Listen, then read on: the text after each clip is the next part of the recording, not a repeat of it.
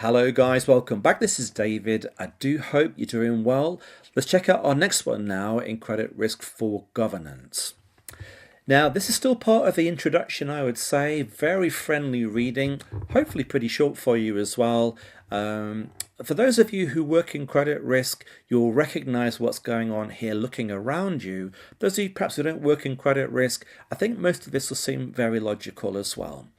Now, the question I've got for you here is a question from the text, which really frames what we're talking about here. So what's the best way to organize credit risk management in really in any organization, whether it be large or smaller?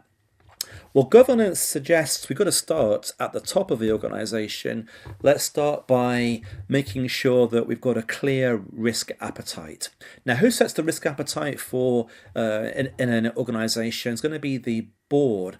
Hopefully, you've got a mix, guys, there of the executive directors and also the independent or non-executive directors. If those executives who work in the business, like the CEO and the chair, of course, yes, they're going to be involved, but don't you also want as well the non-exec directors too, to get that independent view? Now, when you start to translate the risk appetite more to these processes that will lead to risk taking, the guys down here who take those risks in the business, they're going to need very clear limits and policies and ways to access clear guidelines as well. So the credit committees, the chief risk officer, the heads of department, all these kind of roles lead down, guys, to the actual coal face, those who are taking the risk themselves. So very important, guys, that the guidelines, the limits, the policies are translated into a clear, easy to use, efficient way in this way.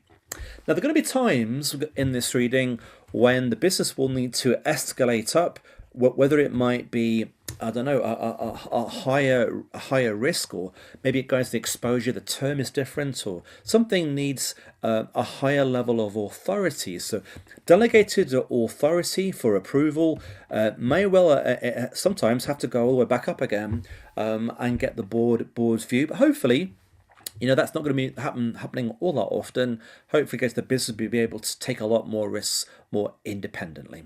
Let's check it out. Now, the very famous 3 lines of defense model, I made a note here that it appears 3 times in our part 2. We have it, guys, here in credit risk, also appears in operational risk as well. I'm going to meet it as well in connection with anti-money laundering and combating financial terrorism. So yeah, we have a slightly amended version there. And